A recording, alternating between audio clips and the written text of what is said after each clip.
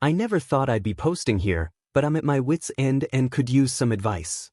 Buckle up because this is a wild ride. I'm Jake, 34M, and I've been married to Melody, 31F, for 5 years. She's a talented singer, always chasing her dreams of stardom. I supported her 100%, even when it meant long absences and irregular schedules. I thought we were happy, you know? But man, was I wrong. It all started when Melody missed our anniversary dinner last month. She called, saying her gig ran late and she couldn't make it. I was disappointed but understanding. Little did I know, this was just the tip of the iceberg. The next day, I decided to surprise Melody at her supposed recording session. I picked up her favorite coffee and headed to the studio. When I got there, the receptionist looked confused. Melody? We don't have her booked today. My stomach dropped. I called Melody and she answered breathlessly, "Hey babe, can't talk now." In the middle of recording. The lie hit me like a truck. I mumbled something about calling later and hung up. I spent the next few days in a daze, watching Melody closely. She was on her phone constantly, always angled away from me. She'd get calls at odd hours and step outside to answer them. Red flags were popping up everywhere, and I felt like an idiot for not noticing sooner. I couldn't take it anymore. One night, while Melody was in the shower, I did something I never thought I'd do. I checked her phone. What I found made me wish I hadn't. There were hundreds of messages between her and someone saved as C. They were explicit, to say the least. Talking about their last hookup, planning the next one, complaining about having to pretend with their partners. I felt sick. But that wasn't even the worst part. As I scrolled through their chat history, I saw mentions of little Tommy and ex-husband drama. My head was spinning. Melody didn't have an ex-husband. She definitely didn't have a kid. What the hell was going on? I heard the shower turn off and quickly put the phone back. I needed answers, but I also needed time to process. I told Melody I wasn't feeling well and went to bed early, my mind racing with questions and theories, each one worse than the last. The next morning, I woke up early and did some digging. I'm not proud of it, but I went through Melody's stuff while she was still asleep. Hidden in the back of her closet, I found a small box. Inside were pictures of Melody with a man I'd never seen before, and a little boy who looked just like her. There was also a marriage certificate and divorce papers. My hands were shaking as I read the documents. Melody Johnson, her maiden name, had been married to a Chris Thompson. They had a son, Thomas, born 6 years ago. The divorce was finalized just months before Melody and I started dating. I felt like I was going to be sick. Who was this woman sleeping next to me? The Melody I knew, the woman I married, was a complete lie. I couldn't hold it in anymore. I woke Melody up, my voice trembling as I confronted her with what I'd found. Her reaction? She laughed. Actually laughed. "Oh Jake, you weren't supposed to find out like this," she said, her tone disturbingly casual. "I guess the jig is up, huh?" I demanded answers. Why did she lie? Where was her son? Who was C? Melody's face hardened. "You want the truth?" "Fine. Chris is my ex. Tommy's with him. I couldn't handle being a mom, okay? It wasn't the life I wanted. So I left. I couldn't believe what I was hearing. And see?" She smirked. "Chris. We've been reconnecting. The sex is just too good to give up, you know?" I felt like I'd been punched in the gut. This cold, cruel woman in front of me, who was she? I was reeling from Melody's callous confession. "How could you do this?" I asked, my voice barely above a whisper. "To me, to your son?" Melody rolled her eyes. "Oh, spare me the dramatics, Jake. You were convenient. A nice, stable guy who could support me while I pursued my career. Chris was, well, complicated. But he's changed now, and frankly, the excitement with him is something you could never provide." Her words cut deep. I felt used, betrayed, and utterly stupid. "And your son? How could you abandon your own child?" She shrugged, her indifference chilling. "Motherhood wasn't for me. Tommy's better off without me anyway. Now, if you're done with the interrogation, I have a gig to prepare for." I watched in disbelief as she casually started getting ready, as if she hadn't just blown up our entire life together. I needed to get out of there, to clear my head and figure out what to do next. I left the house in a daze, driving aimlessly around town. My mind was a whirlwind of emotions, anger, hurt, confusion, and an overwhelming sense of betrayal. How could I have been so blind? I ended up at a local park, sitting on a bench and staring at nothing. That's when my phone buzzed. It was a text from an unknown number. "Hey, is this Jake? Melody's husband? We need to talk." "Chris." My heart raced. "Chris? Melody's ex? How did he get my number?" Against my better judgment, I replied, "Yes, it's Jake. What do you want?" His response came quickly. "Meet me at Joe's diner in an hour. There's a lot you need to know." I debated ignoring it, but my need for answers outweighed my caution. I texted back a simple okay and headed to the diner, unsure of what to expect but knowing my life was about to change even more. I arrived at Joe's diner, my stomach in knots. A man waved me over. I recognized him from the photos I'd found. "Chris." "Jake," he said, extending his hand. I shook it hesitantly. "Thanks for coming. I guess you know about everything?" I nodded, unable to speak. Chris sighed. "Look, I'm not here to cause trouble. I just thought you deserved the whole truth." He told me how Melody had always been manipulative, even during their marriage. She'd disappear for days, claiming she was pursuing her music career, only to return with wild stories and empty promises. When Tommy was born, things got worse. She couldn't handle the responsibility, Chris explained. One day she just left. No note, nothing. I only found out she'd remarried when I hired a PI to find her for child support. I felt sick. "And the affair?" Chris looked ashamed. "That's on me too. She reached out a few months ago, saying she'd changed. I was stupid enough to believe her. I'm sorry, man. I had no idea she was still married." As angry as I was, I couldn't blame Chris. We were both victims of Melody's lies. As Chris and I continued talking, more shocking details emerged. He pulled out his phone and showed me recent texts from Melody. "She's been playing us both," Chris said, shaking his head. "Look at this." The messages were cold and calculating. Melody had been manipulating Chris, promising to come back to him and Tommy, while simultaneously telling him she needed more time to let Jake down gently. She'd been stringing us both along, probably waiting to see which situation would benefit her more. "There's more," Chris said hesitantly. I think she's been stealing from both of us." He explained that large sums of money had gone missing from his accounts. When he confronted Melody, she always had an excuse: emergencies, investments in her career, even fake medical bills. I felt the blood drain from my face. I'd noticed some discrepancies in our joint account, but Melody always had a plausible explanation. Now it all made sense. "Jake," Chris said, looking me in the eye, "I think we need to go to the police." I nodded, still in shock. "You're right. We can't let her keep doing this." As we left the diner, my phone rang. It was Melody. I put it on speaker. "Jake, honey," her voice dripped with fake sweetness. "Where are you? I'm so sorry about our fight. I've been thinking and I want to work things out. Why don't we go away for the weekend? Just the two of us?" I could hardly believe her audacity. Before I could respond, she continued, "Oh, and could you transfer some money to our joint account? I saw this amazing investment opportunity that could really boost my career." Chris and I exchanged looks of disbelief. I took a deep breath and replied, "Actually, Melody, I'm with Chris right now. We know everything." There was a long pause. Then, "I see." Her voice turned cold. "Well, boys, I hope you've enjoyed your little chat. Don't bother coming home, Jake. I'll be gone by the time you get there anyway." The line went dead.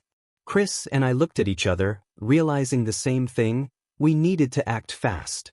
We raced back to my house, but as Melody had promised, she was already gone. The place was a mess, drawers emptied, closets ransacked. She'd taken everything of value, including my grandfather's vintage watch collection. I sank onto the couch, overwhelmed. Chris patted my shoulder awkwardly. "I'm sorry, man. I know how it feels." As we surveyed the damage, my phone buzzed. A text from Melody: "Thanks for everything, sweetie. Don't try to find me. XOXO. Attached was a selfie of her at what looked like an airport, blowing a kiss at the camera. The audacity of this woman was unbelievable. Chris's phone chimed too. His face paled as he read the message. She's threatening to disappear with Tommy if I go to the police? The situation had just gotten even more complicated. We needed help, and fast. That's when I remembered my college buddy, Sarah, who'd become a private investigator. I think I know someone who can help us, I told Chris. But first, we need to secure what's left of our assets before Melody can get her hands on anything else. We spent the next few hours making frantic calls to banks and credit card companies, freezing accounts and reporting fraud. All the while, I couldn't shake the feeling that Melody was always one step ahead of us. The next day, Chris and I met with Sarah, my PI friend, at her office. We filled her in on the whole sordid story. Sarah listened intently, taking notes and occasionally shaking her head in disbelief. "Wow, guys, this is quite a situation," Sarah said when we finished. "Melody sounds like a real piece of work. Classic con artist behavior." She explained that people like Melody often have multiple identities and scams running simultaneously. The fact that she managed to juggle both of you for so long suggests she's experienced at this, Sarah added. We gave Sarah all the information we had: photos, phone numbers, social media accounts, everything. She promised to start digging right away. "One more thing," Sarah said as we were leaving. "Be prepared for more surprises. In cases like this, there's usually a lot more going on beneath the surface." Those words sent a chill down my spine. What else could Melody be hiding? As we left Sarah's office, I couldn't shake the feeling that we'd only scratched the surface of Melody's deceptions. A week passed with no word from Melody. Chris and I were on edge, jumping every time our phones buzzed. Sarah had been working tirelessly and finally called us in for an update.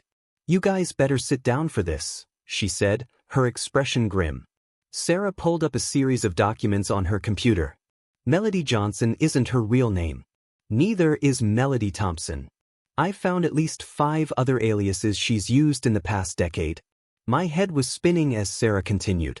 She's been married at least 3 times before, always to wealthy men. Each marriage ended with her disappearing, along with a significant portion of her husband's assets. But the real bombshell was yet to come. "There's more," Sarah said hesitantly. "I found birth records. Tommy isn't her only child. She has 2 other kids from previous relationships, both of whom she abandoned." Chris looked like he was going to be sick.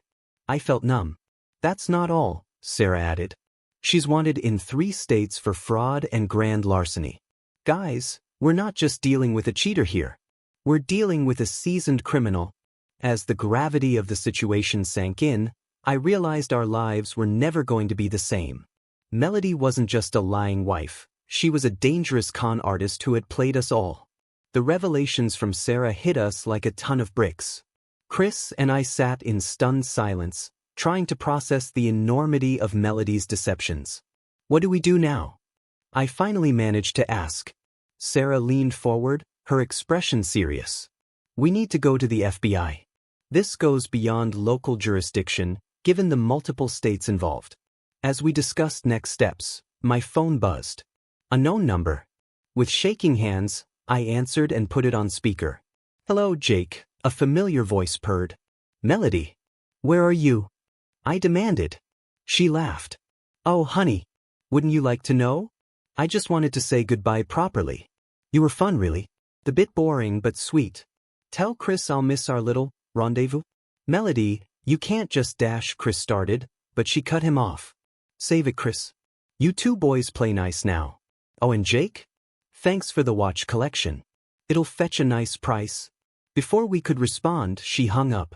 Sarah was already on her computer, trying to trace the call. "Damn it," she muttered. "She's using a burner phone. But this call might help us narrow down her location." As Sarah worked, Chris and I exchanged looks. We were in way over our heads, but one thing was clear: we had to stop Melody before she could hurt anyone else. The next few days were a whirlwind. Sarah coordinated with the FBI, and Chris and I found ourselves sitting in a federal building, recounting our stories to stone-faced agents. "Mr. Henderson, Mr. Thompson," Agent Rodriguez addressed us, "we've been tracking this woman for years. She's part of a larger network of con artists. Your information might be the break we needed. As they showed us files of Melody's past cons, a sinking feeling grew in my stomach. There were dozens of victims, men, women, even elderly people she'd swindled out of their life savings. The Melody I thought I knew never existed. Suddenly, Chris's phone rang. His face went pale as he answered. Tommy? Buddy, where are you? We all fell silent, listening intently. Chris's expression shifted from relief to horror. Melody? What are you doing with Tommy? Please don't dash. The call cut off. Chris looked at us, panic in his eyes. She's got Tommy.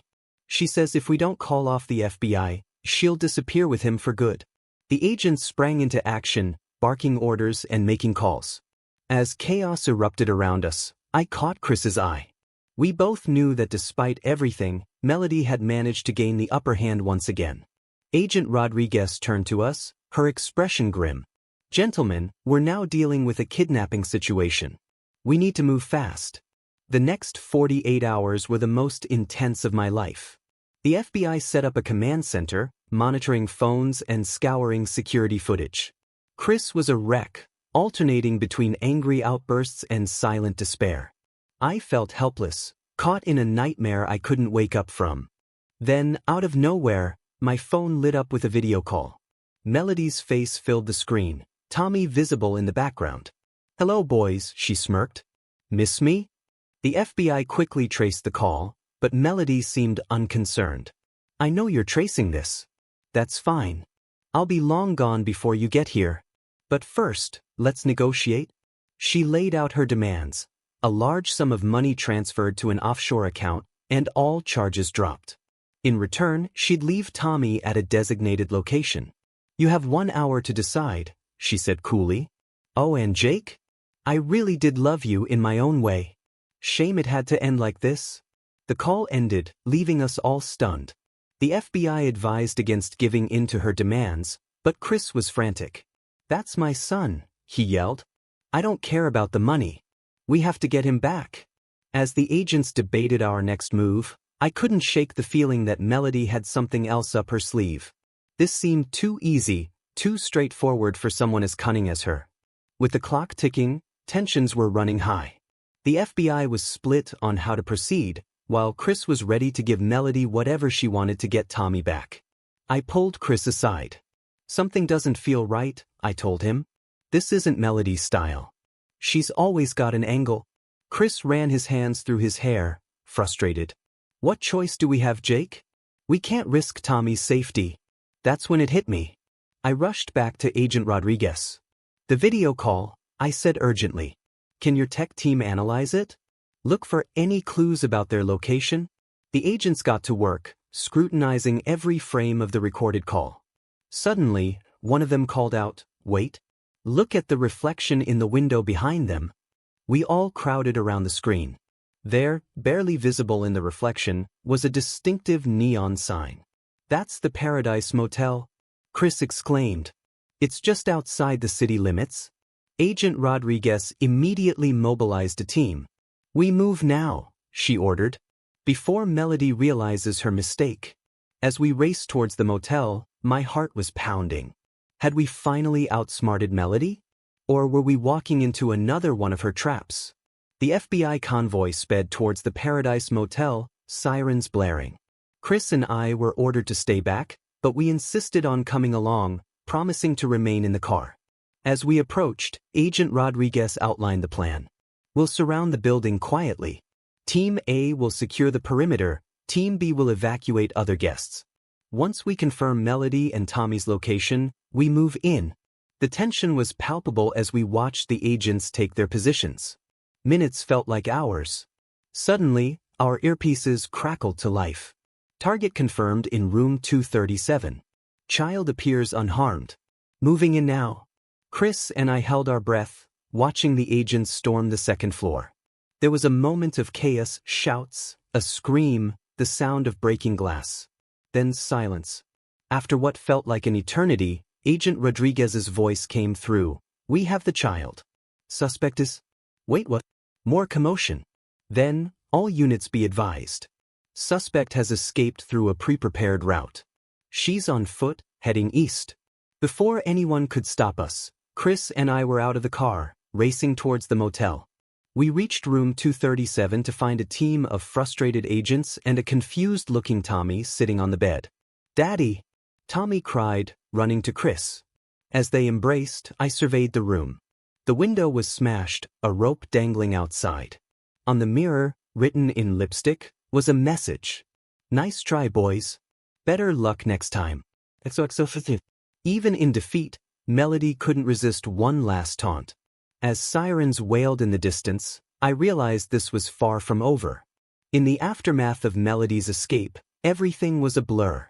Tommy was safely reunited with Chris, and the FBI launched a massive manhunt for Melody. Chris and I gave countless statements, rehashing every detail of our twisted story. As the days turned into weeks, the adrenaline wore off, and the full weight of what had happened began to sink in. I was divorced, broke, and humiliated. Chris was struggling to rebuild his relationship with Tommy, who was confused and traumatized by the whole ordeal. One night, as I sat in my empty apartment, I'd had to sell the house to cover the debts Melody had racked up, I got a call from Sarah. "Jake, I've been doing some digging on my own," she said, her voice tense. "I think I've uncovered something big about Melody's past." She explained that she'd traced Melody's earliest alias back to a small town in Nevada. There are records of a girl matching her description who disappeared 15 years ago, right after her parents died in a suspicious house fire. I felt a chill run down my spine. "Are you saying?" "I'm saying Melody's story goes deeper than we thought," Sarah replied. "And I think finding out what really happened in that town might be the key to understanding who she really is and how to catch her." As I hung up, I realized that despite everything, a part of me still needed answers. Not just for closure, but to prevent Melody from hurting anyone else. I knew what I had to do. I picked up my phone and dialed Chris. "Pack a bag," I said when he answered. "We're going to Nevada." As Chris and I boarded the plane to Nevada, I couldn't help but reflect on how much our lives had changed in such a short time. We'd gone from strangers united by betrayal to unlikely allies on a quest for truth and justice. The small town of Pinewood, Nevada, was everything you'd expect: quaint, quiet, and full of people who eyed outsiders with suspicion. We checked into the only motel in town, a far cry from the Paradise Motel where we'd last encountered Melody. Our first stop was the local library to look up old newspaper articles. The librarian, a kind elderly woman named Betty, perked up when we mentioned the house fire from 15 years ago. "Oh, the Lawson tragedy," she said, her voice dropping to a whisper. "Terrible business, that. Poor little Emily, losing her parents like that." Chris and I exchanged glances. "Emily, could that be Melody's real name?" As Betty pulled out old microfiche records, she continued, "Strange thing is, Emily disappeared right after. Some say she couldn't handle the grief. Others..." She leaned in closer. "Well, there were rumors that the fire wasn't an accident, if you know what I mean." Looking at the old newspaper photos, there was no doubt. The girl in the grainy picture, standing shell-shocked in front of a burning house, was unmistakably a younger version of the woman we knew as Melody. As we pored over the articles, a chill ran down my spine. We were finally glimpsing the real story behind the woman who had upended our lives. But little did we know, this was just the beginning of an even darker mystery. "Jake," Chris said, his voice tense, "look at this." He pointed to a small article dated a week after the fire.